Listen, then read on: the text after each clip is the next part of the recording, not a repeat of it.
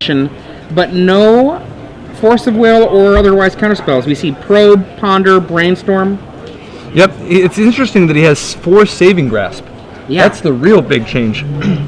Now, the main thing he does with his Saving Grasp is reset his Snapcaster Mage so that he can, cantrip again, or he resets his Stoneforge Mystic to get another piece of equipment, or he can even go even further. He can use Gilded Drake, Meddling Mage, Jotun Grunt. Actually, Gilded Drake's not as effective, but he can use Meddling Mage, Jotun Grunt, any of that. The interesting word, Saving Grasp, target creature you own. It's an unusual word choice for the card. Oh, so it is brilliant with Gilded Drake. Ponder on turn 1. Chris Andersen, Elves, has a, looks like a Green Sun Zenith for Dryad Arbor on turn 1, effectively building his own Llanowar Elf. God, Saving Grasp is so unbelievably hot in this deck. It's interesting, though, with so many blue cards. He's literally got like 24 blue cards. Yeah. No Force of Wills, even in his sideboard, though. You see the Meddling Mage, Gilded Drake, and then the Saving Grasp, and I'm not sure about you, but I'm reminded of Temporary Solution from Extended a few years back. Just that Gilded Drake, Meddling Mage, and in that deck it ran a Waterfront Bouncer, but I can see Saving Grasp doing some similar things for Craig Wescoe. Oh yeah, very, very similar style. Only Saving Grasp lets him do it, I guess, like even faster and just more reliably. You don't get shut down by removal. So Chris Andersen, Priest of Titiana. With the Priest and Gaia's Cradle. Oh, and now Wireless Symbiote as well. 1 mana still floating. Andersen looks like he's, if he has anything in his hand, he's going to have access to as much mana as he wants next turn. If he has a Green Sun Zenith or a Glimpse or, basically he definitely needs Glimpse or Green Sun Zenith or Regal Force, but... We see a Green Sun Zenith, and is that just 3 lands? Forest, fetch land, fetch land? It is. Ooh. Well, thankfully that's a Probe and not a Duress or Thoughtseize. Now, what does Wescoe really have to be able to interact with him besides Meddling Mage? Umezawa's Jite after an attack gets through, and Swords to Plowshares. Not a ton of interaction. This is definitely one matchup where he wouldn't mind having the Force of Will, but Engineered Plague out of the sideboard is going to be brutal. Engineered Plague should be really, Perish, really good. Too. Pithing Needle does a very minor thing. It can make sure that the Mirror Entity part of the combo doesn't force a kill, but that's perhaps way after the fact when Chris Andersen can just empty his deck onto the table. So Wescoe debating what is the best way to try to advance from this position. He needs a Meddling Mage, something fierce. That's not to be. He's going to have to just power through it. So what do you think he's going to Green Sun Zenith for here? Most likely, if nothing else happens, I don't think he has enough mana for Regal Force, or does he? And he just drew Glimpse too. Oh my God! Wow. It might be. So he does have enough mana for Regal Force. A Visionary, Elvish Visionary would be reasonable. 1, 2, 3, 4, 5, 6, 7. 1, 2, 3. Because he has 3 creatures, so his Cradle's worth 3. Yep. So that's 6. Priest makes 7. I think he's going to get a Visionary here. Yeah. Wow, Regal Force only costs 7 though, right? Right. He could have made it. So if he taps his 3 land is 3, his Cradle is 3 more is 6, his Priest is 2. Is 1, which is 7, and then the Symbiote can untap the Priest and make 8. He could have got a Regal Force, drew 3 cards, and then had plenty of fuel, but he instead decides to go for the Elvish Visionary and just start drawing some cards with the Symbiote. Now, Symbiote returning the Visionary gives him an engine here, particularly next turn with a Glimpse. So he gets the card immediately from the Visionary, which unfortunately for him is yet another land. How many land is he playing? It's not very many, right? Very few. 17 land, and a lot of them aren't real lands. A lot of them are fetch lands. That's 7 fetch lands. Interesting. And we see another Visionary draw. A vision is scary. I think that he wins it, basically. There's a Mirror Entity in his hand now.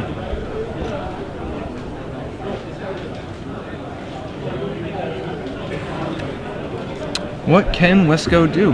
He's going to have to shuffle his deck, right? He's got so many stone blanks, and he put 2 of them back on top. This is definitely one matchup where Is he not going to fetch? What's on top? No. Do you remember what's on top? I don't. Snapcaster Mage for Brainstorm? Interesting. Is he just hiding it on top? Now you can vial down Gilded Drake to interact with the combo, which is a start. And if he has... He casts the Gilded Drake. Well, rather than vialing it down? He's going to have to take that Wirewood Symbiote.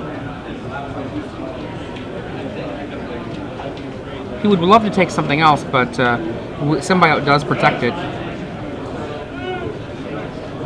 Chris responding by returning the Elvish Visionary. Goodbye, Symbiote. Here's a Gilded Drake.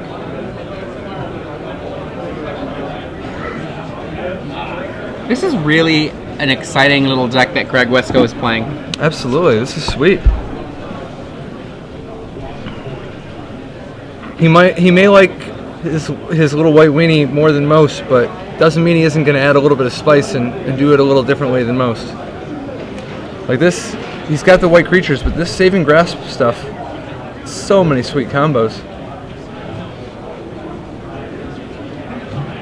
It's also nice to see the sheer amount of library manipulation he's playing with to be able to set all this up. Yeah, 12 cantrippy library manipulation.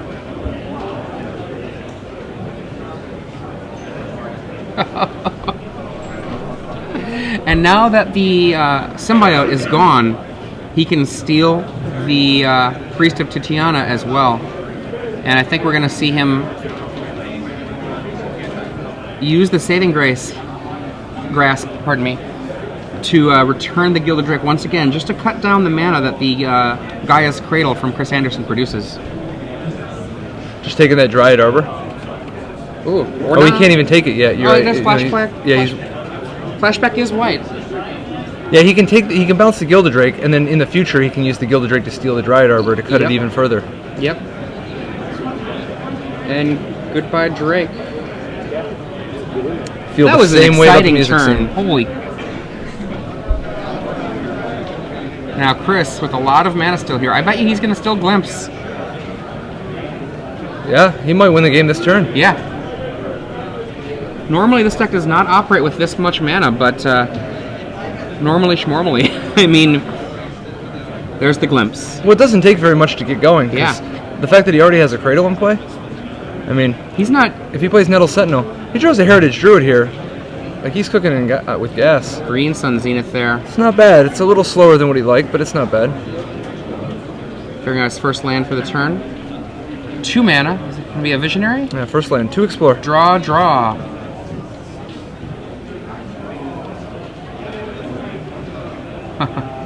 Now remember that Cradle taps per creature, and Dryad Arbor counts. So that is 3 green mana he has access to right now.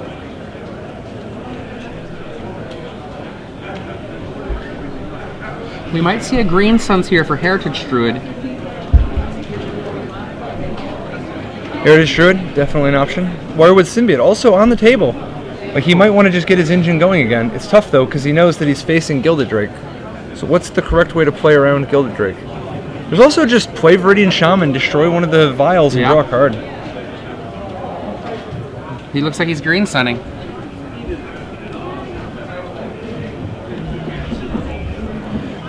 Now, you could get Green Sun, go get Heritage Druid, have 1 floating, tap his 3 creatures, and cast Viridian Shaman, keep going, and try to get lucky. Chris pondering his hand. Not the blue variety, but the literal variety. Back through the deck. Which way will he go? For those of you who are just joining us, I'm Adrian Sullivan here with Patrick Chapin. This is round 3 of the Legacy Open here for the Star City Games live series in Detroit, Michigan.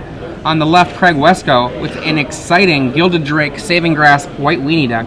There's that Heritage Druid from Chris. Kung Fu Bear. And on the right, Chris Andersen with Elves. 1 green mana currently floating, attempting to half go off, I would say, unless he gets really lucky. And in the course of doing so, push over Craig, who can very heavily disrupt him if he's given another opportunity to.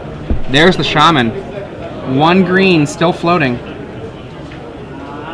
Oh my wow. goodness. That was incredible. Drew's- That was literally the best possible draw. Wirewood Symbiote there. Wirewood Symbiote, Now it's so good. Now it doesn't count as an elf for the purposes of Heritage Druid, but it does let him untap one of his other elves and bounce an elf.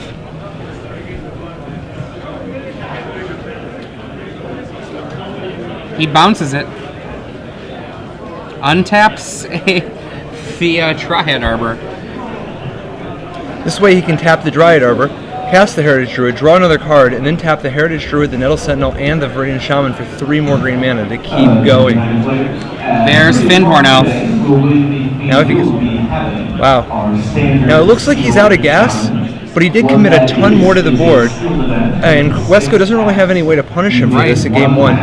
And there's a Mirror Entity. And Glimpse. Next turn, he's almost surely going to win the game on the next turn if Wescoe doesn't have enough meaningful interaction. Now, Craig, last turn, if you recall, we were saying he doesn't have many ways to interact with his opponent, and then he went ahead and stole 2 creatures. And it certainly looked powerful, but now it looks like it was insufficient. No, and that's adorable.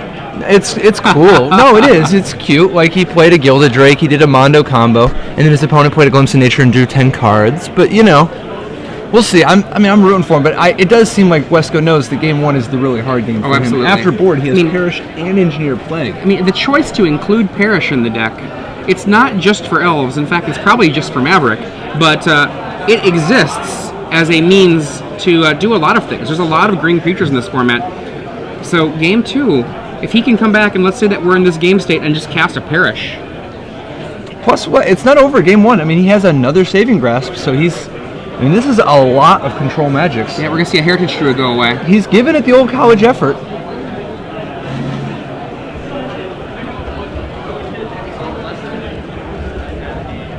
Interesting that soon he'll start being able to use his Priest of Titania to fuel all this madness. I'm a little bit surprised that he tapped the way he did, instead of using his Priest of Titania to make mana. I mean, he might be thinking about it as a blocker, but I agree overall, just as a general thing, that Priest seems less valuable than mana in Craig's colors. I don't know what, if Chris decides to attack, should he choose to not just, go again with Glimpse? No, he does have a Mirror Entity, so even just attacking is actually a lot of damage. Yeah, if he just goes Glimpse, he doesn't even have to Glimpse. If he just goes Mirror Entity, does he have lethal? Mirror Entity is very close to lethal. It's not lethal. Yeah, I think it's probably lethal, right? And that's can do 1, 2, 3, 4, 5, 6. So Cradle taps for 6, 7. Oh, that's lethal then. It's a free elf because of the Cradle. Right. So all of his guys are 7/7s. Like, this is a done data. Craig Wescoe, not really a lot he can do about that without Swords to Plowshares. After sideboarding, though, here's the team. Of course, Andersen knows it's a done deal. So Wescoe's going to pick up Perish, Engineer Plague, and Enlightened Tutors too. The 2 Enlightened Tutors serve as additional copies of Engineer Plague. Yeah, extra copies of Plague. After the Plague are gone, extra copies of Umezawa's Jitte. And it's possible he might even want Path to Exile. I don't know if that's right, but it's another option just to have more interaction, because he's got lots of cards he's going to want to cut. Craig Wescoe is not going to win by being a beatdown deck. No, he's going to have to play control. It's one of the things that decks do all the time is they step outside of the way that they normally operate, because you know what? If they try to go that way, their opponent will just say, yeah, you're not going to do that to me. So this attack was only for with 5 7/7s. So Wescoe was able to throw 3 chump blockers in the way and drop to 1. Wow. Still alive. However, looks pretty. Game 1, he doesn't really have any meaningful way to catch up. Looks pretty ill. So here, the first thing, he's going to have to steal that Mirror Entity, right, with Gilded Drake? And then from there, where does he go? Hope for a player error from Andersen that allows Swords to Plowshares to somehow be enough.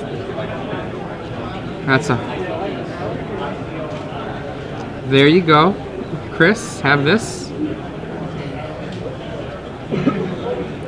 Because he has Plow, Snapcaster, Plow. Yeah, there's that.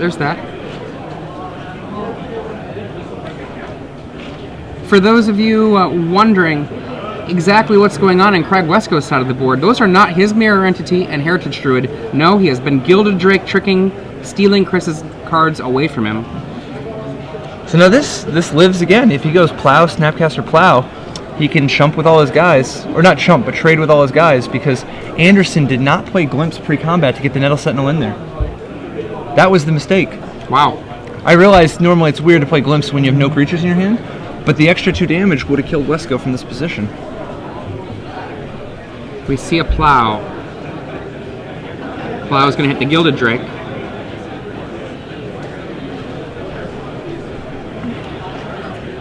Snappy.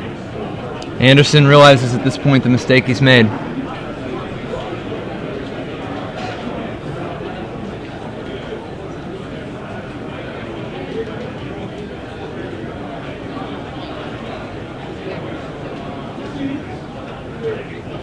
It'd be nice if there was a way for Wescoe to be able to keep that mirror entity. But, is he still 1 short? What if he plows his own Snapcaster? Right, that's what he's going to have to do.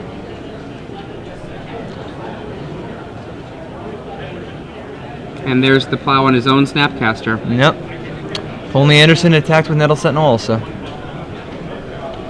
And here we have Craig going up to 3 and then back down to 1.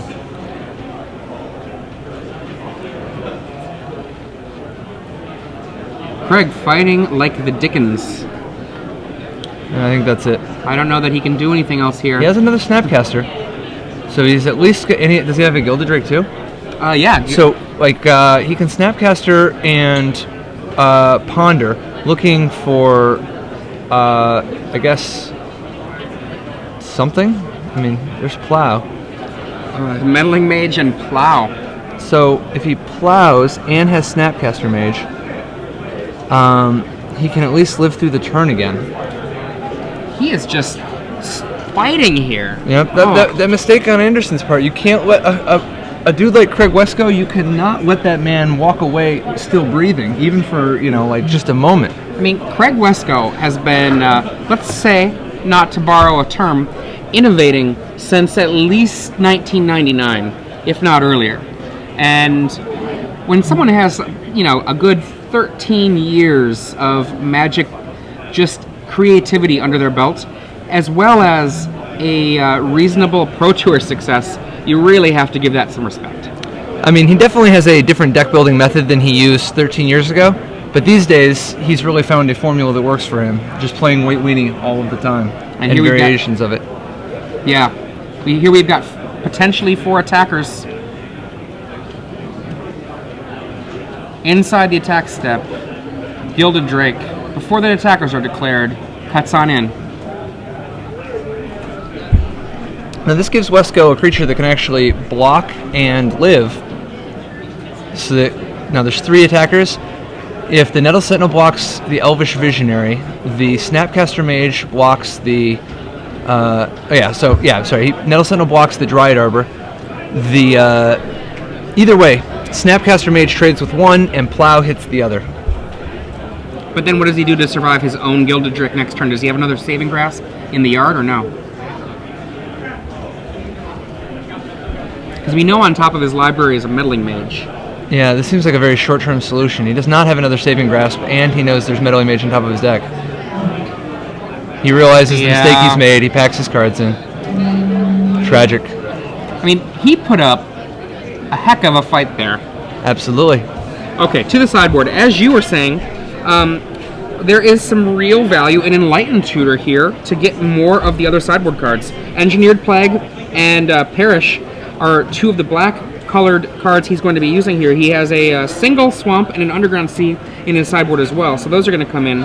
And that black... Path to Exile, I think, is also another option, too. Yeah. I mean, Path to Exile, yes, you are not, you're losing card advantage, but getting rid of an incredibly powerful card to give your opponent a forest is not a huge problem for Craig, I don't think. Yeah, and he's going to be able to shave victory conditions quite a bit, because the way he's really going to win is going long. He's going to Gilded Drake, control Magic so many creatures. Yep. Or he'll lock his opponent out with Meddling Mage. Yep. Stoneforge Mystic getting a Jite. it's not going to be about him beating down. It's going to be about him tearing apart his opponent's board. Yeah, so I think Mother of Runes, Jotun Grunt, potentially even some amount of Stoneforge Mystic. So many of these cards can be trimmed to make room for more controlling elements. On the other side of it, though, Chris Andersen, he might not be expecting Engineer Plague and Perish. He didn't see any black mana. I would not at all be expecting those cards unless I, for some reason, had talked with Craig and knew that Craig had a plan like that. Now, that said, he might just be bringing the Kasali Pride Mage in the dark anyway against unknown opponent, against an opponent who's playing something that you don't necessarily know what it's going to be for. Scavenging Ooze isn't terrible as a means to make the Snapcaster less good. Possible. It's not exciting, but not terrible. Also, throwing a bear with this, probably not worth disrupting his core engine, but it is an option with how many spells Wescoe tries to cast. I imagine he's not going to want it though. It's probably more of an anti-combo card. Yeah. One of the problems when you have a deck, any of these decks that work on a linear strategy, whether it's Affinity, whether it's a deck like this, Elves, if you sideboard your deck too much, the natural power of your synergies starts to collapse. And I know this is a mistake that I've made in the past, and I know many other excellent people. I'm not calling myself an excellent people, but these people who are excellent, like say Zvi Mauschwitz, has talked about how in certain moments he was realizing, oh, I'm sideboarding so much, gee, my deck doesn't do what it was supposed to do anymore. And it's a lesson to really remember that even if you have, let's say, 10 cards to bring in, sometimes 10 cards is too many cards. It's like the Belcher player, was it, at the SCG Open just a couple weeks ago? Shows up with 15 islands in his sideboard, and he actually, top 8s, and it's like, what's your secret to success? Well, when my sideboard's 15 islands, I'm not tempted to mess up the main deck. That is awesome. That is awesome. That's very, very different than the Vanity sideboard card. I recall a player from Wisconsin, one of our Wisconsin state champs, beating Bob Maher with one Grizzly Bear in his mono red deck sideboard because he was like, I only need 14 cards. Yeah, that's like Josh Ledika with Violent Ultimatum in his white weenie deck, in his Kithkin deck, because, who needs the extra sideboard? Right? It's just Vanity there. 15 islands, on the other hand, in that Belcher board, that is an attempt to say, don't do anything. That's sending a very strong message. Don't do it. So, what do you like? What do you think in this matchup? Who do you like after boarding? I still like Chris. I think we've got 2 games going here, and I don't think Craig is going to get much better than, let's say, 55 or 60%. Just kind of in rough numbers. That's a guess in a big way. But even if he goes 55, 60%, that still means that he is a 2-to-1 dog in the full match. So I think he's actually got chances to pull it out, though. I think that Perish and Engineer Plague and Enlightened Tutor are going to be such a big game, particularly with Meddling Mage's ability to shut off Glimpse of Nature. I think Wescoe's going to take the match 2-1. Interesting. I would have no problem with that. It's going to be close. It's going to be close because Chris can just win out of nowhere. Chris might win next turn. Which forest is that? That is a gorgeous looking forest. Oh, absolutely. Was that the Arena Forest? That's a nice forest. Absolutely. I actually have a lot of respect there for Craig's island. It's either APAC or Arena. I can't tell from here. That is, on the other side, a nice island. Not my favorite island from that set, but still a very good one. Craig fetches with his Flooded Strand, getting, there we are, a Tundra, not showing his black mana yet, waiting until the appropriate moment. Ponder on turn 1 from Craig is matched by Llanowar from Chris Andersen on turn 1. And I think we're going to see a Meddling Mage and just name Glimpse of Nature. Get this under control. Slow it down. Look at that. There's the real Meddling Mage, Chris Pikula. And love it. A note to any of you Wizards of the Coast art directors out there, please make sure that if you make invitational cards and reprint them, that you still give us the invitational player on the card. That would be nice. I know we don't have invitationals anymore, but we do have those cards in the mix, and Jens Thorin does not look like the new Psalm Simulacrum, and Chris Pikula has not changed that radically. Let's change a little bit. Oh, not that much, though. No, I still think it's the other Meddling Mage. Isn't there a third Meddling Mage? There is a third one. The Grizzly guy? That actually might be an accurate representation of Chris these days. And we have a Findhorn Elf and an Elvish Visionary. Papa Pikula. Listening to his death metal. I actually think when we were talking about Pikula and Nicole Bolas yesterday, you're right, that Pikula did get hit by the creature Nicole Bolas, and then, so you lost, right? No, I cast Necrobones. That's right. 7 cards. I think Pakula might be the danger of cool plays guy. Someone always makes the cool play against him, and then Pakula wins. So Wescoe. Umezawa's Jite. Yet another card Wescoe has that Andersen cannot beat. He's probably got a Viridian Shaman still in his deck, and Kasali Pride Mage might be making an appearance as well. But either way, the Meddling Mage on Glimpse is just a total nightmare. He has almost no way to meaningfully interact with that.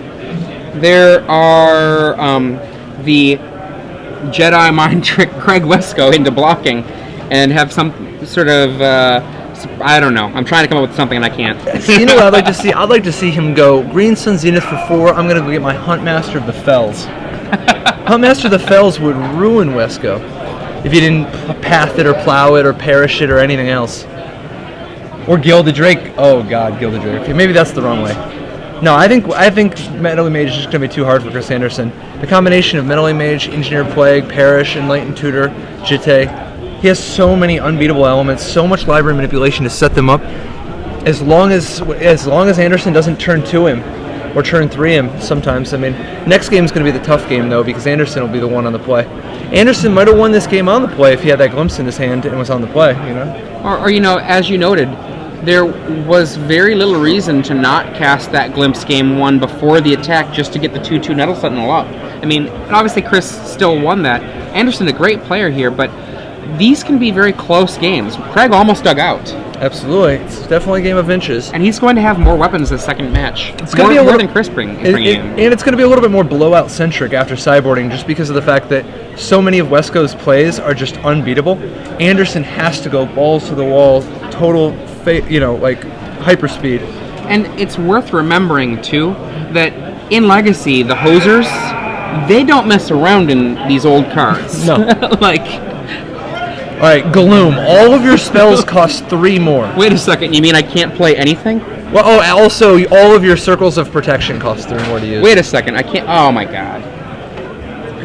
And there we have Chris Andersen sees the card that Craig had hiding in his deck, the Underground Sea. I love Oh my God. Plague Wind for 3. Oh, look at that. Is that a Dryad Arbor that's going away as well? Is that 7 cards?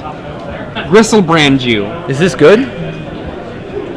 Actually, I think, for those of you who have wondered if Nicole Bolas is any good, it was almost like Nicole Bolas just ultimated Chris there. This is definitely... Oh, and go. And he has to wait because he can't even advance right now because he'll just put the Jite on the Meddling Mage and get busy. He's going to have to wait one more turn, hope he draws a land, Green Sun Zenith, get Viridian Shaman, destroy the Jite, hope that Wescoe has nothing for a long time and just start inching his way back in. Craig with 5 cards in hand. Was it 6? No, 5 cards in hand. That Aether Vial that does not look too exciting can easily be gotten rid of by Brainstorm.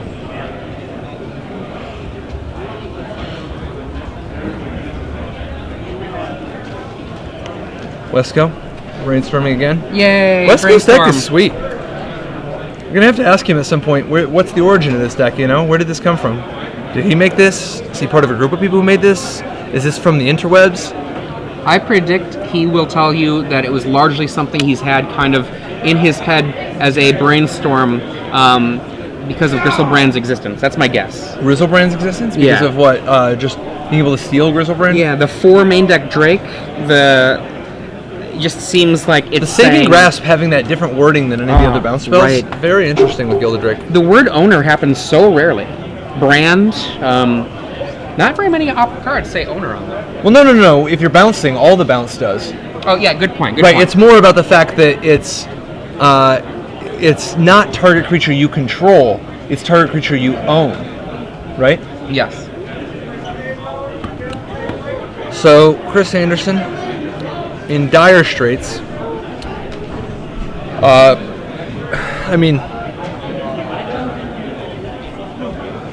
I guess. So the plan is play a land, Green Sun Zenith, Viridian Shaman, destroy the Jite, then drop a Mirror Entity, and just try to power through it. Meanwhile, Wescoe's looking at 4 cards per turn.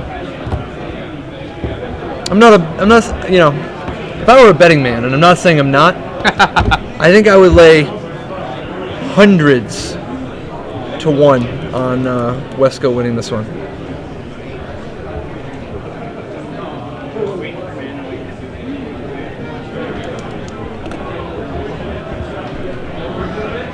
Wescoe taking a look at his opponent's hand. What you got over there? Glimpse? Well, that's cool. I've got a meddling mage. What else you got over there? Elves? Well, I've got a Jite. Meddling mage on Glimpse, fully armed with a Jite at their vial on 1.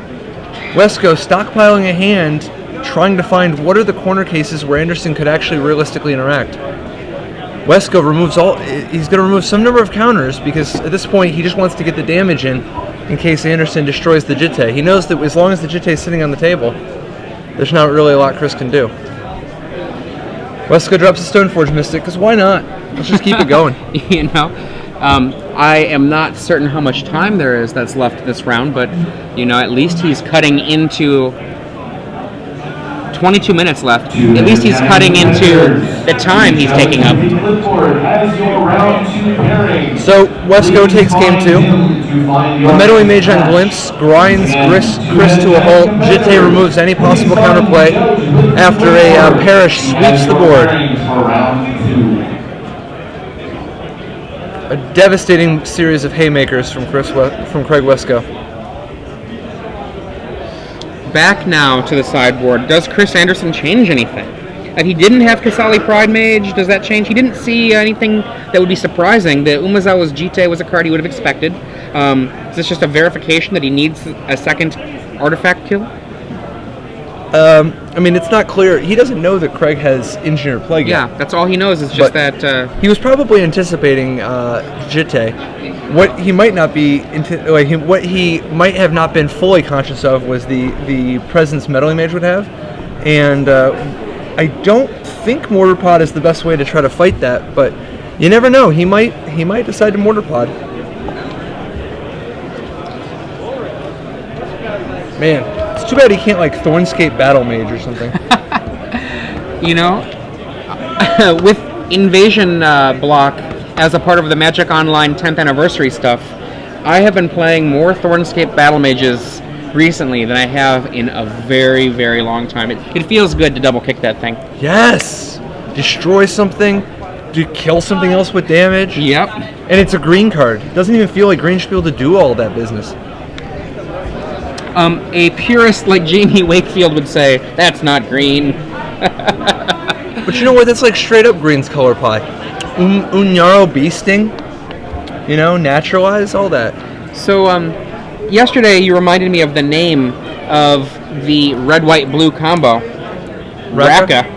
And I just had to look it up because I couldn't remember the rest of them. And then I was like, oh, yeah, I had forgotten the names of the Invasion block disciples. Anna, I guess, would be, if I were to have an affiliation in Magic, I would be an Anna mage. You sure you're not just Simic? You know, I'm pretty Simic. If you're 3, if you're a wedge, it's probably Anna. Yeah, I'm an Anna wedge. Which is weird because red is another favorite of mine. I think an awful lot of people are probably just going to keep using the terms rug and bug. Right, yeah, rug and bug instead of Sita and Anna. Yeah. However... and USA. Oh, Croesus, yeah, absolutely, from Grixis, represent. No, just on the invasion topic. Alright, so game 2 starts. Andersen leads off with a Forest and a Llanowar Elf. Wescoe playing a Tundra and a Nether Vial. Andersen drops Gaia's Cradle, deciding what to do now to advance. I wouldn't be surprised if he just goes Glimpse for value here, because of, you know, just being scared of Meddling Mage. And you never know, depending on the right cards, I mean, he could win this turn. So, Findorn Elf casts Llanowar Elf, draws a card. He's looking for Nettle Sentinel and Heritage Druid. So 2 more. Casts Birchlower Ranger, draws another card. We see a Wirewood Symbiote, draws another card.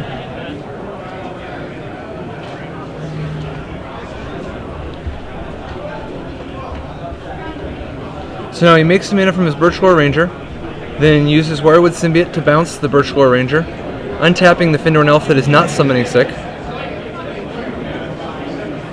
Now this is where taps the Findorn Elf to cast Birchgore Ranger.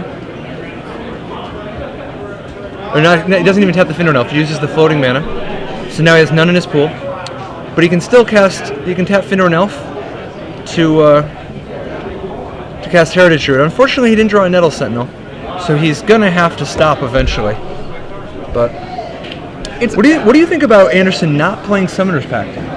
I talked with Chris about that 2 weeks ago, asking him how he felt about it, and he said that there is a surprising amount of ways in which you can actually lose with Summoner's Pact.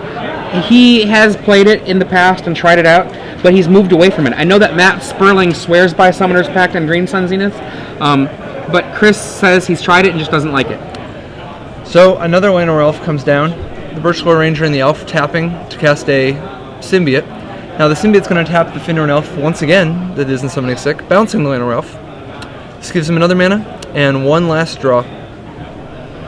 Not a bad little turn two. The nice thing is that he's so far, like, Wescoe, on the draw, is at least another turn away before he can Engineer Plague or Perish. He's going to have to put up some kind of a fight. Andersen has access to an incredible amount of mana next turn and has another Glimpse in hand. Wescoe really needs to play Meddling Mage on Glimpse right now.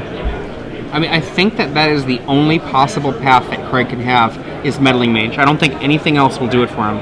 Right, he's too far behind at this point. He needs to play Meddling Mage, and it has to be another Glimpse. The problem is he may just name Green Sun Zenith because he's already seen one Glimpse, and a Green Sun Zenith would also beat him. However, it just so happens Andersen has another Glimpse in hand.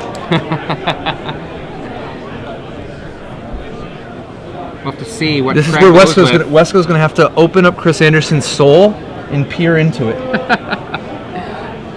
According to Randy Bueller, this if Craig Wescoe can channel the energy of Curtis Hahn, he'll be able to do that. Oh yeah? Well, in Bueller's coverage of a Grand Prix, that's what he said about Curtis Hahn, which I found very amusing. Kurt would later say, I don't know, I was just looking at his face because I didn't know where else to look. Sure. There we go. What are you naming with your Meddling Mage? Is it Glimpse or is it Green Sun Zenith? Glimpse or Green Sun Zenith?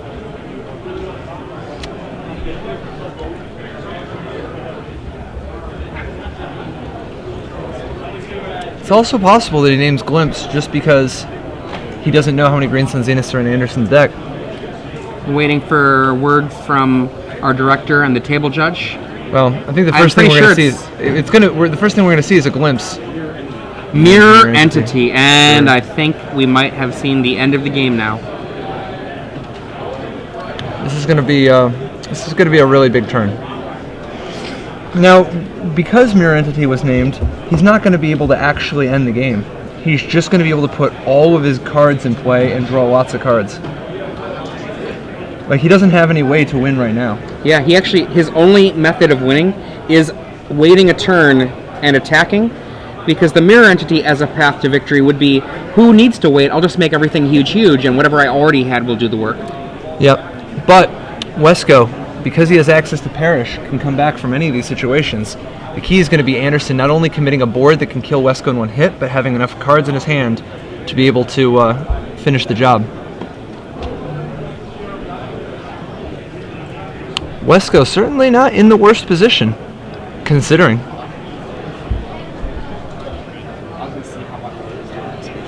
So, Andersen debating how long can he go before he taps that Cradle. How greedy can he get? Okay, there we go. There's the Time choice. to cash it in. 1, 2, 6, 9 mana. This is going to be a Regal Force, right? That is a Green Suns.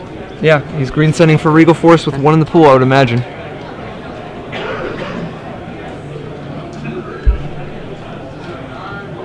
And we see a die put out there. Perhaps for Craig to keep up with the mana. Or perhaps he's even gifting it to Chris. There's the Regal Force. So, even though Andersen down to only 1 mana, he does have Birchgore Ranger, which effectively gives his guys half haste. He has Heritage Druids, so that if he can get up to 3, he can make lots of Black Lotuses. And he has those 2 Wirewood Symbiotes, which will allow him 2 more draws effectively, and 2 untaps, which is effectively 2 more mana. All he has to do now is find a Nettle Sentinel, and he'll be on high gear. And if he can get 2 Nettle Sentinels, he's essentially won. Well, not one, but he has access to as much as he wants. And as Patrick was saying earlier, he can't actually commit to a kill because the mirror entity being named by Meddling Mage means Chris will have to wait a full turn, and that gives Craig a window. So Chris is going to need to make sure he has some sort of backup so that he can re-empty the hand. He does have another road to kill in one hit.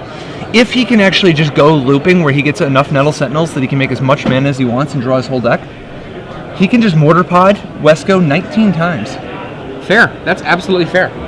Like, it's not out of his range to come up with an extra 30, an extra 38 mana and have 19 creatures to be able to sack. We see the Nettle Sentinels representing virtually infinite mana. Not quite, but and at this point, it feels like it for the most part. He has 2 glimpses going, so he's going to have to be careful because it's not optional. You have to draw your cards.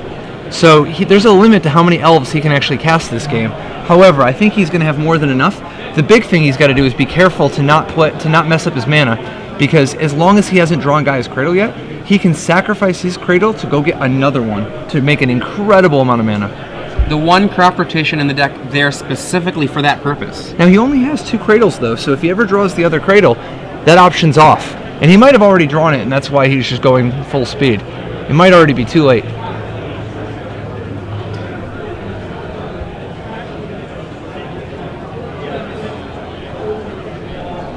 Quirion Ranger. Oh, that's one of my favorite cards of all time.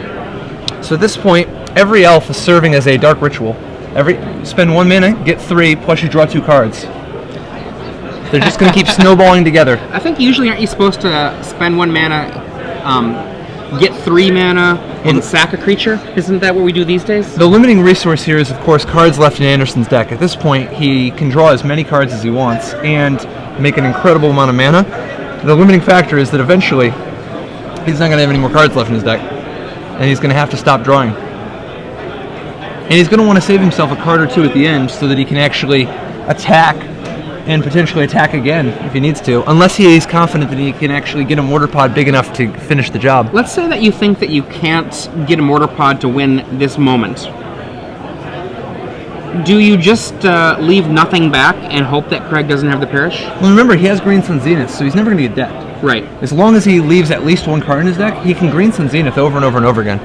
Unless Wescoe, resets his Meddling Mage with like a Saving Grasp, so that he can just put it down naming Green Sun.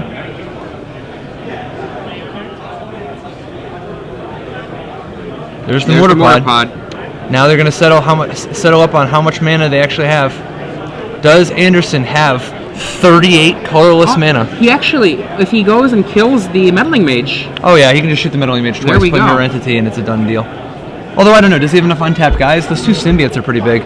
That's probably the fastest way, though, is to just shoot Meddling Mage twice with Mortar Pod, and then Mirror Entity, and then make his Symbiotes 10/10s. And he's got enough untaps, he can untap some of his other guys that were in play. So they don't even need to. Yeah, I think Andersen's just going to win the game right here. That's what we talked about. If Andersen can win the game with Wescoe having only 2 turns, and Wescoe had a shot if he would have named Glimpse. It's crazy. They just called time in the round, and Elves is the only deck I know of that has 2 and 3 turn games and still goes to time. Outside of Vintage. So at this point, is Andersen's primary way of possibly losing messing up and drawing too many cards as a result of the Glimpse? I think that's his only way of not winning this one. Is that Tim Ayton there? Yeah, that is Tim Ayton is his germ. Tim Ayton's Pro Player card getting a lot of love this weekend.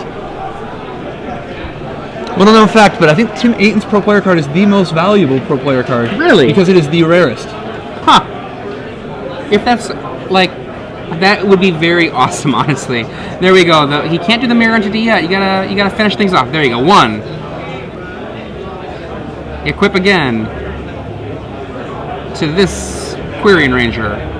2. Mirror Entity. Draw 2. Make them white mana from the Birchlore Ranger. That's Green Suns. And now he's demonstrating infinite mana with the Mirror Entity, the Wirewood Symbiote. But he can't actually do that without drawing his entire deck, right? So yeah, you can. What's the loop? He has to Green Sun Zenith twice to each. Like he has to keep each time Green Sun Zenith twice to put 2 more Green Sun Zeniths back in his deck. There we go. He Mirror Entities, making all of his creatures into elves. Because his Wirewood Symbiote is an elf, the Wirewood Symbiote can bounce itself, resetting its own abilities as many times as he wants. The Green Sun Zenith was the missing part for me, and now he's explaining that. Thank you, Patrick. Having the 2 Green Sun Zeniths, you're right, he will never be decked. So that's infinite mana. And now he can attack with a single, or even 2 Nettle Sentinels, which were already in play at the beginning of this turn, and get him for infinite. And did Craig just kind of say, show me? Absolutely. Wescoe says, all right, you can show me. Not agreeing that it is a bounded loop.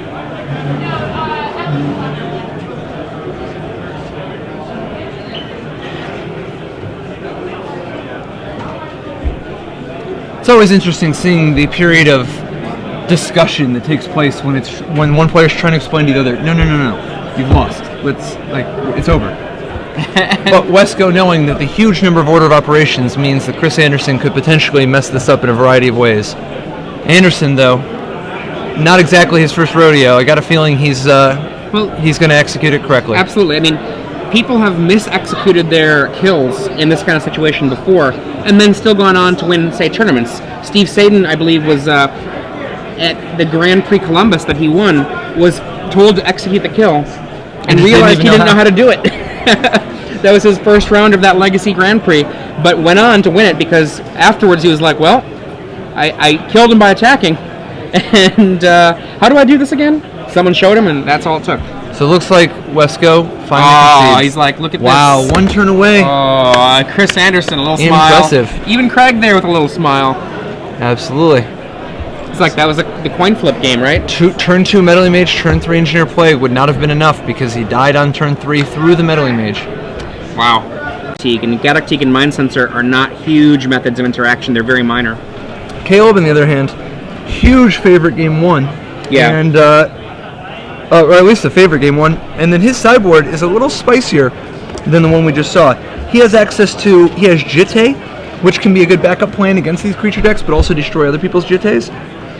He has, Caselli Pride Mage to solve unknown problems, and he has the same Mortar Pod that we saw before, but interestingly, he has Humility. Humility can completely shut down some of these decks, and then you just overpower them with the raw number of creatures you have. And Caleb gets to play here. Caleb on the play. I mean, I don't know that advantage actually is all that meaningful to him, because he's got such a strong edge game 1 anyway. What I'm hoping is that we see one of those. Caleb plays Green Sun Zenith on turn 1, Josh plays Mother of Runes on turn 1, and then Caleb kills it. I would be okay with that. That would mean that Caleb wins, and I'm always a fan of Caleb winning. I like either person winning, but I just want to send a message to these Maverick people. This is what you get. I wonder, when was the last time Maverick won one of these tournaments? Like, it always does reasonable in Swiss, because there's lots of people playing all kinds of craziness, and Maverick's good against all that stuff. But does Maverick ever actually win? Because it always eventually has to face one of these degenerate decks that just kills it before it can do anything. Yeah, we saw, and then there's a Birchlore Ranger to make another mana here. So we got Priestess Tichana, Birchlore Ranger into Birchlore Ranger on turn 2 with that turn 1 Dryad Arbor versus a Noble Hierarch. It's interesting you bring that up because I know that Todd Andersen in the finals of the SCG Nashville playing against Jerry Thompson, not the finals, the semifinals, he was abundantly prepared, it seemed like, for a Dredge deck. If I said Reanimator, I meant Dredge. Gaddock is not terrible. Stops Green Sun Zenith. And that's something. And Todd had all of these sideboard cards, and Jerry just went right over the top of them. Absolutely. The unfair decks are really unfair.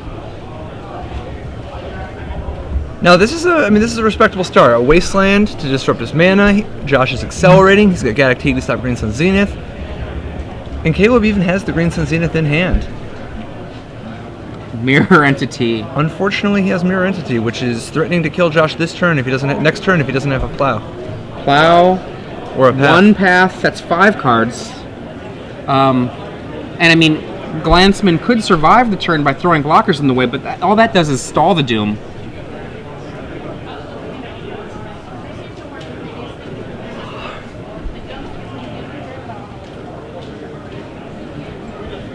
This is,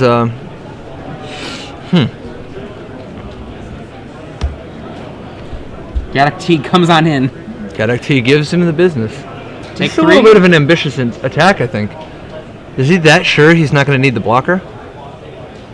I don't know if he realizes just how dangerous the position he's in is. Dangerous?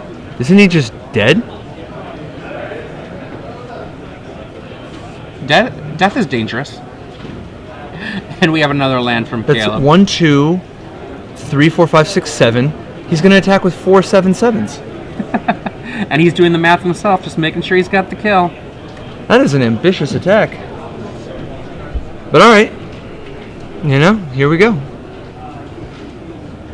He's just verifying, do I have you? I think I've got you. Is there anything you can do? Just check. Let me check one more time. Do I have you? I think I've got you. Let me think. This is Legacy. Could you have, like, Gut Shot or something? Okay. Here we go. Wait. Why did he tap his Dryad Arbor? Or is his Dryad Arbor attacking? Blink. Oh, why did he tap his Dryad Arbor? If he would have just tapped his Priest for... 3, 4, 5. Oh, no, is he just 1 short? Because the Priest is 4, 5, 6. Yeah, I guess he's just 1 short. 1 shy. That's Horizon, right, because the Dryad Arbor is not an elf, naturally. Horizon Canopy looking, and it's done. Alright, well... Look at that look from Josh, like... Welcome to Legacy. And Caleb's like... That is... the general response, I think, of the victors in Legacy often lends itself to a... I want to see a top 8 where it's like an elf deck, a Belcher deck, a Dredge deck, a Sneak and Show deck.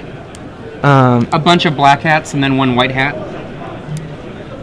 Dude, those were all the white hats. The one black hat is I didn't realize that Delver, Rug Delver. I was or something. viewing the the black hats and those twirling mustache people as the combo people, and you're like, no, that's the good guy. No, yeah, the combo people, those are the people with style. The Rug Delver decks are the bad guys. They're the villains. You know, they're the people walking around wiping smiles off of faces, you know, making everybody play fair. The people playing with Grizzlebrand or, I mean, anybody who plays with like a card like Food Chain or Alurin or Serum Powder or yeah, if you're playing with any cards like that, if you're playing Hypergenesis, dude, you're fighting the good fight. Keep it up. You keep doing you. If you're playing with cards like Hypergenesis, you're fighting the good fight. Absolutely, man. Wow. Dude, you shouldn't even be allowed to play Legacy if you can't win on the second turn. What about Storm? Is ad nauseum a thing people do these days? Man. Alright, so going to the sideboard, as we said, Josh doesn't have nearly as many weapons as Wescoe. He does have Ethersworn and Canonist, and I think he'll probably Enlighten Tutor just because he's got to be so fast, he's so desperate. The ability to just go turn 1 Enlighten Tutor, turn 2 Canonist, at least then he has some meaningful interaction. Yeah, that is a turn 2 play that can help slow Caleb way the heck down. Caleb, of course, does have access to Artifact of Destruction in the form of a Viridian Shaman and Quasali Pride Mage in the sideboard. Right. Linvala, an underrated Legacy card, very good for shutting down all of his cards, including the mana producers. It's a little slow, so it's not going to really be always the first thing he's going to do, but... A lot of people aren't used to having mana abilities shut down by cards, but Linvala returns to the days of old when you can more easily shut those things down. Yeah, it's like a null rod. Absolutely. Now, one thing I had heard from a lot of people that play Maverick, I had been asking them what had happened to the Fauna Shamans, because I had seen 4 for a long time, and I had started seeing 0. And most of the Maverick players I talked to said that Fauna Shaman was simply too slow for Legacy. And Josh here, bucking that idea, running 2 Fauna Shamans. Which is interesting for giving, just in terms of his ability to find cards like Linval or Ethersworn Canonist. You know, he can go turn 1, Noble Hierarch or Bird. Noble Hierarch. Turn 2, Fauna Shaman and Wasteland your land, or plow your mana creature. Turn 3, go get a Canonist to start locking things up. Turn 4, go get he could go get either, I guess, Linvala or the Mind Sensor or Gaddock or Primate, depending on what's the best way to lock his opponent from that position. I mean, and if he's got enough mana to make this kind of play work, Scrib Ranger means he could actually tutor up 2 creatures a turn, depending on how much fuel he's got to feed that Fauna Shaman. So, both players surveying their opening hand. Caleb taking a trip to Paris. Josh looks a little happier with his grip. Or happy enough, anyway. Elves is a surprisingly resilient mulliganing deck. Even though it only runs a very small amount of lands, one of the things that it needs is, so many of the cards are basically the same card, but just in different forms. The redundancy makes the mulliganing so much easier, and then the recovery from a mulligan off of a single glimpse is just so powerful. Yeah, additionally, when your deck only has a couple key cards, but those key cards are so much better than any of your other cards, often you'll gladly go down a card or 2 because every glimpse, or if you have the right mana draw, a Green Sun Zenith for a Regal Force is just draw a bazillion. I mean, I think the first time that we saw that kind of style of mulliganing was Justin Gary in U.S. Nationals 1997, mulliganing like crazy for Thawing Glacier. A strategy that very much paid off for him. Not a lot of people fully understood how good Thawing Glacier was back then. Gary wanted it every game. Here we have a turn 1 Cavern of Souls to make that Noble Hierarch. Is that a human druid? I always forget. Human shaman? It is a human shaman. Right? I think or is it a druid? Human druid. It is a human druid. I always forget which one of the ones it is. Sometimes some of the types are surprising, where it's a knight instead of a soldier, or like a shaman instead of a... Now, he generally is going to name human just because he wants Mother of Runes, Knight of the Reliquary, all that. Yeah, there's a ton of humans in this deck. Sadly, Gaddock Teague is not one of them. So, Caleb spends his first turn Green Sun Zenithing for Dried Arbor. Not an unusual play. And it is humans, verified that it was not druids. Or Kithkin, for that matter. Josh deciding how best to advance his board, given that, I mean, he could be facing certain doom immediately. 3 Cavern of Souls in Josh Glansman's deck. Very cool against Force of Will and Spell Snare and the like counterbalance. So, do you think we're going to see a Plow on the Dried Arbor followed by a Fauna Shaman? Does Josh even have another land? Fauna Shaman. Is that a cavern? Yep. Wasteland. Well, that's something. At least he can slow down. What, he lets him have it? Oh, I don't like that one. Wow! Whoa! Well, alright. Okay, Nettle Sentinel. Nettle Sentinel number 2. Cradle. Tap for 3. I think Josh may rue the day.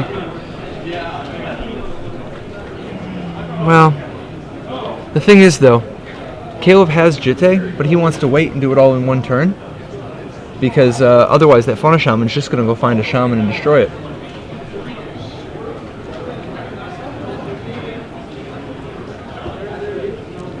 Josh needs to quiet this game down. Just slow down the mana a little bit. That Fauna Shaman, he'll be able to ride it to victory. Now, he only has like 1 creature in his hand, though, right? So he's going to have to make it count. If he activates the Shaman, he will only have 3 mana remaining to cast whatever he would search for.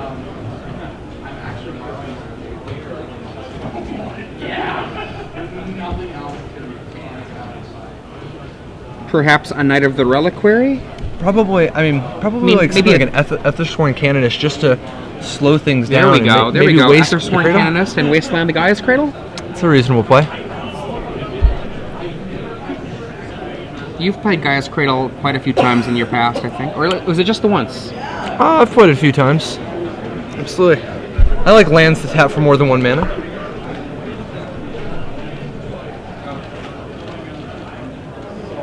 There is the Wasteland. And no, is there going to be a crop rotation? Nope. There is not. That's always the sickest feeling. Here we see a Mother of Ruins. So I think he's gonna. Is he gonna plow the Dried Arbor?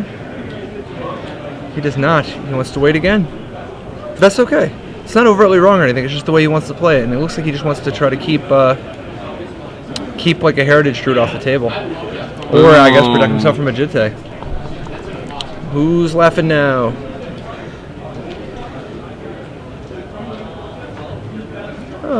Very strong play. Now, to be fair, if he would have just wasted the Cradle, or not the Cradle, the Dried Arbor, Caleb would not have had enough mana to even equip the Jitte, but 2 life for Caleb.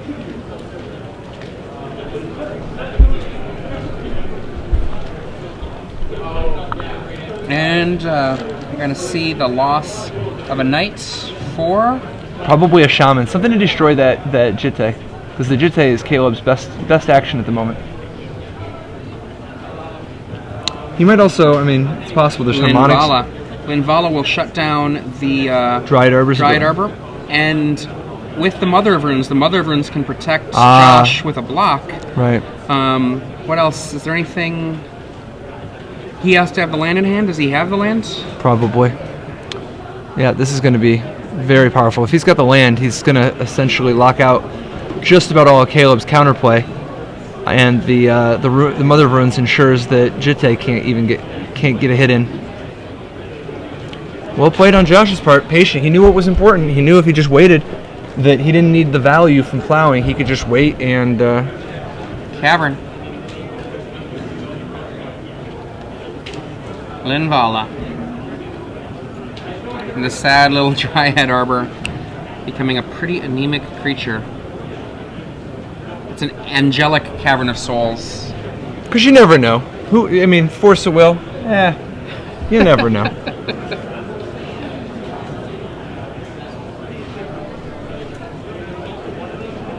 I think I'd try to put the fear of God into him or something. I'd be like, I'm going to go ahead and name Demon. Morph. That can pick up an Umezawa's Jitte. It can. Caleb, nice play on the swing, on the not giving up. Instead, he's gonna tough it out. I actually thought that Mother was gonna be so devastating, and that Morph does not have a color. But Josh has a plow, and if he has a creature, he can solve any problem on the board now that he has that Fauna Shaman active. Yep, and there is a creature. Is that a Noble Hierarch in Josh's hand? Which is good enough to discard. In with Linvala.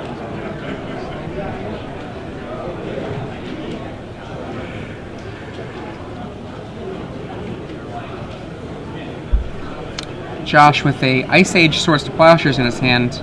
Not my favorite swords. I like the original. Yep, call me old-fashioned, but I'm a sucker for the beta. Here, the morph picks up the Jitte. A lot of people forget the Birchglow Ranger can morph, but... Plink! And Caleb's like, well, there we go. Caleb has seen enough. So, we're going to go to game 3. Yeah. Now, Caleb revealing that morph just so he can show the his opponent and the judges that he is not cheating. You are required to show those morphs at the end of the game. Yeah, it's so weird that on Magic Online they don't do that anymore, right? Like, I think it's weird. You should have to, but I think on Magic Online right now, you actually, if somebody on Twitter can confirm for this, when you play a morph on Magic Online, at the end of the game, does it show your opponent? Don't think it does anymore. I'm not sure. I know there are a couple different things that I really dislike about how Magic Online functions that are like that. So, for example, let's say that my opponent uses Jace the Mind Sculptor to Fate Seal me, and they put a card in the bottom. If I shuffle my library, I would like to see what card they put on the bottom. Absolutely. Yeah, it's always interesting seeing the little changes, the little differences. You know, like drafting with double face cards. Yeah, I mean, let's pretend that they put on the let's pretend that they put on the bottom some card that I didn't realize was scary to them. You know, like, that's of value to me to know that, and I would have known that in paper. And you know, and that's, I mean, it keeps coming back to it. Magic Online, it's a simulation that does a very reasonable job of simulating a game of Magic, but it is not the exact same. Plus, you can't really replicate the sitting across from the table from the person and looking into the crack of their soul and seeing what's on their mind.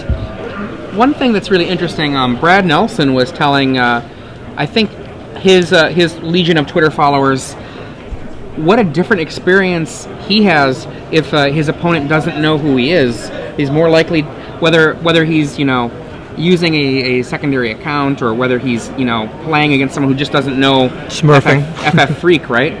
Like, that those are the times when he feels like people get really rude in that way that I think is pretty common to a lot of online experiences, really. Sitting across the table. You think somebody would really just do that? Troll people on the internet? I've never heard of such a thing. But, you know, in real life, I think that the amount that's diminished is just so huge, it's hard to really even measure. Uh-oh. Is Caleb going to 6? Maybe I'm seeing that wrong, but I think he might be. Can we get a beard check? Two-headed giant competitors, your parents. Nope, that is a full hand of 7. Your judge. Please find the judge with the Oh! find your Josh wants to send him a message, show him a little taste of things to come. Preparing for the next round are Turn 1 elf. Caleb has a Jitte again. That looks like an unlimited elf. Versus turn 1 hierarch. I think it might be unlimited. I think it might be revised. I don't know. You can tell from the pixels. It might be unlimited. It's tough until we get a zoom in of the print. And we see a Birchlore Rangers and a Nettle Sentinel. It is unlimited. Yep, the color on it. It's got that slight rich color to it. Findhorn Elf, untapping Nettle Sentinels. Is he going to keep going? Yes, he is. The Birchlore Ranger activates those 2 elves, makes a Heritage Druid. Tap them both. Play Warrior with Symbiote. Let's do this. You like to party? I like to party. Boom.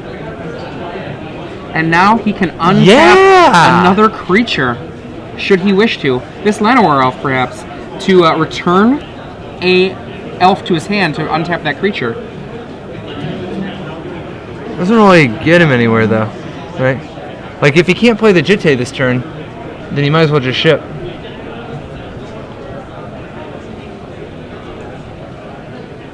However, it's going to be a really good next turn if things don't go wrong. Returns the Findhorn Elf.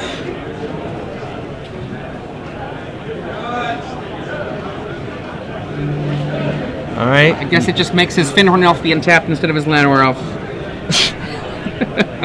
Alright. Glad we settled that. Josh decides he's going to take a second turn now that he's facing 6 1/1s and 2/2s. Knight of the Reliquary. That guy's a big guy. Not bigger than a Jitte. What is he, a 2/2 right now? Yeah.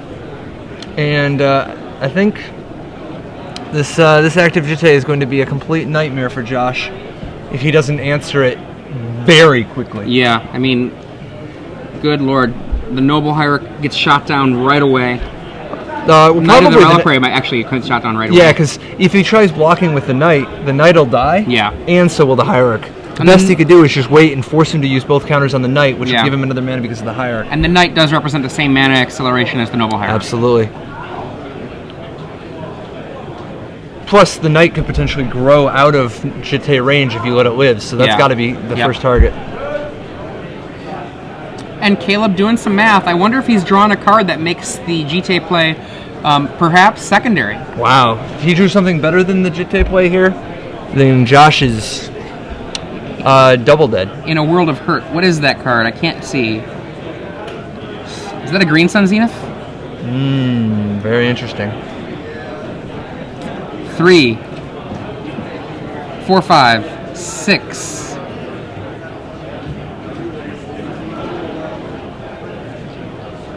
Okay, wait a second. Not Let's 0. Let's come to our senses here. Hold on. Control Z, Control Z, Control Z, Control Z. So maybe what he's supposed to do is Green Sun Zenith, go get Elvish Visionary, so that he has the card draw engine, he's drawing some cards, he's doing some business, but he also gets to hit with the Jitte. 3, 4, 5, 6. Okay, I don't know what else is going on here. Turn the Birchlaw Rangers to untap this elf. 5. Okay, untap this. That's been used. 8. Regal Force, draw 6 cards. Green Sun Draw Zenith. 7 cards.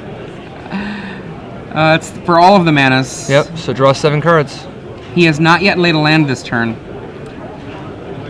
He is going to make his own Gristlebrand just for a turn. I don't know how I feel about this. I mean, it's a totally reasonable play, but I sure would love to have the Jitte kill that Knight of the Reliquary to remove counterplay. But he might just win this turn because he hasn't played a land, so he'll be able to go land, 1 drop with Nettle Sentinel. If he plays another Nettle Sentinel, there's a good chance he just wins on the spot. I mean, drawing 7 is an awful lot. It's certainly not a done deal, but... This is turn 3, Legacy. If you're just joining us, I'm Adrian Sullivan, and I'm joined in the booth by Patrick Chapin. 7 cards.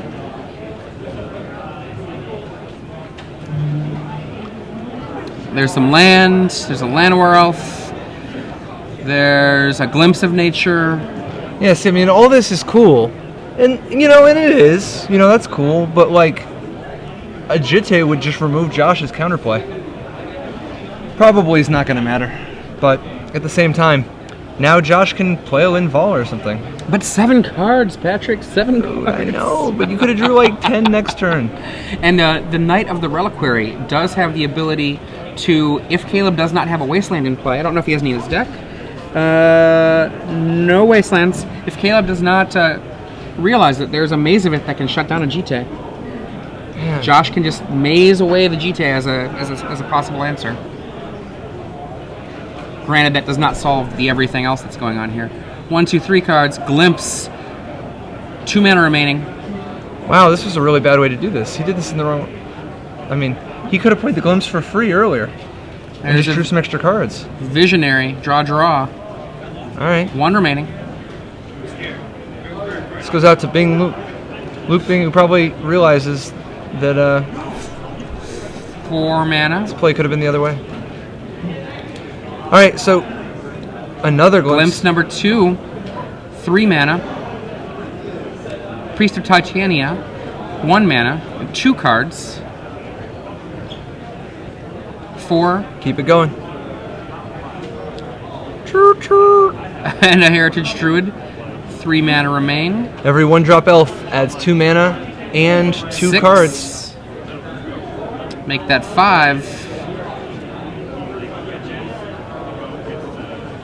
8. Make that 6. 2 more cards plus 1 is 3 more cards.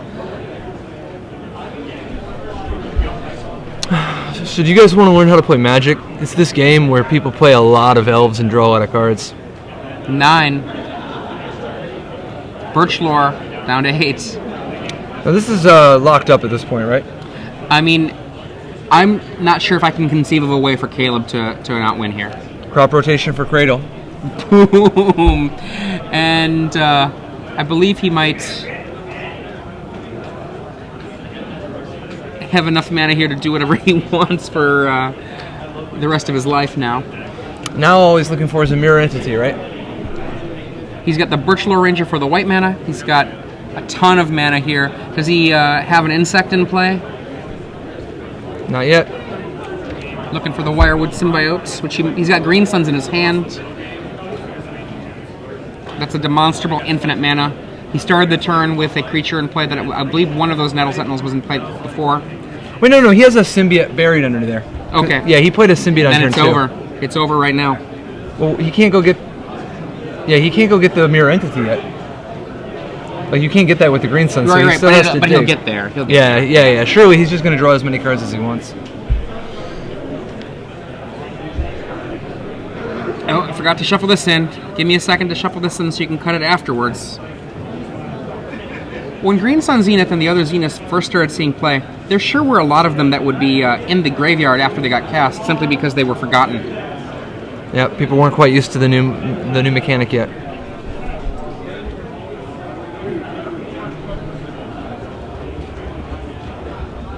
So, Caleb ships the turn. Is that right? No, he can't possibly be shipping the turn. No, he's He's going to bounce Elvish Visionary. There we go. Draw 3 more cards. Untaps this Llanowar That Elf hand motion, very deceptive.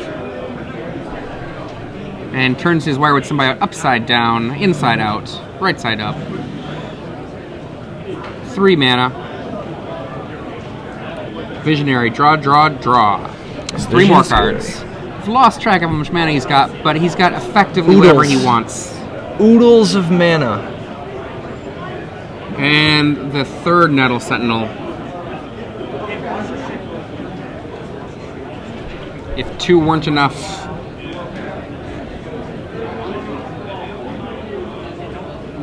Green Suns for some number.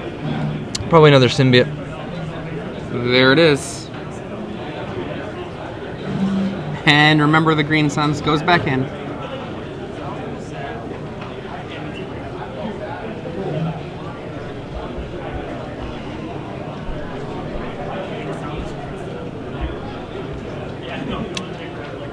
Caleb. Tapping more Nettle Sentinels. Making more mana. Bounce the Visionary. He's still just looking for Mirror Entity. 2 Mirror Entities in this deck.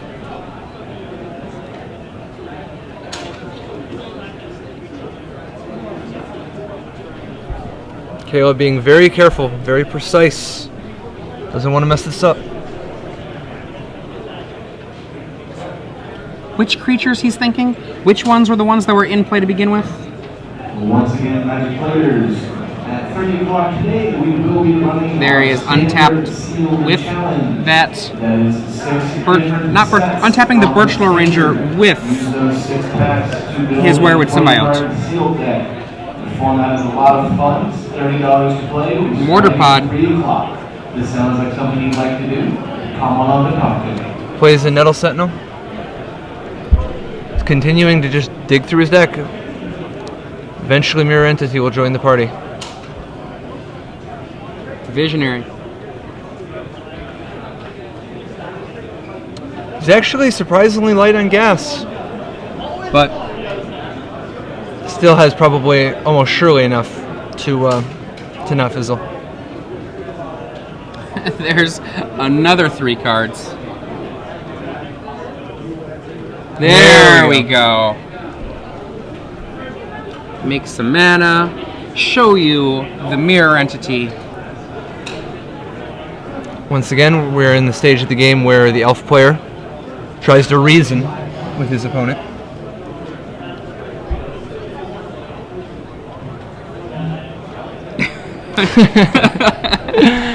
Caleb has the look of somebody working on a crossword puzzle. Josh has the look of somebody sitting across the table from someone working hard in a crossword puzzle.